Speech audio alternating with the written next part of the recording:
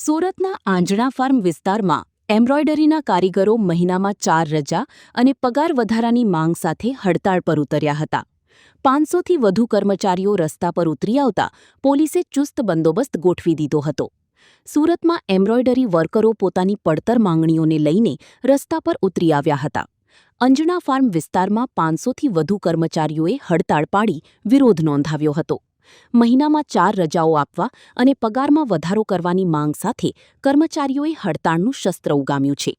કર્મચારીઓનો આક્ષેપ કર્યો હતો કે તેમની પાસે રોજ 10થી 12 કલાક સુધી કામ કરાવવામાં આવે છે. હડતાળને પગલે સલાબતપુરા પોલીસ દ્વારા સ્થળ પર ચુસ્ત બંદોબસ્ત ગોઠવવામાં આવ્યો. मेरा नाम पप्पू गुप्ता है।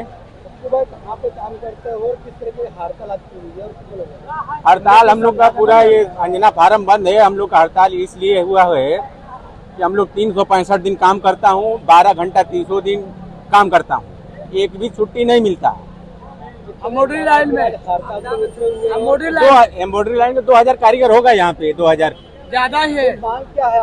हमारा मांग ये है कि संडे का छुट्टी मिले और हाजिरी भर के मिले। नहीं पगार बढ़ रहे 1000। कितने घंटा ड्यूटी करते हैं? 12 घंटा ड्यूटी करते हैं और जितना उचित सैलरी हम लोग का मशीन चलाते हैं उतना मिलता भी नहीं है।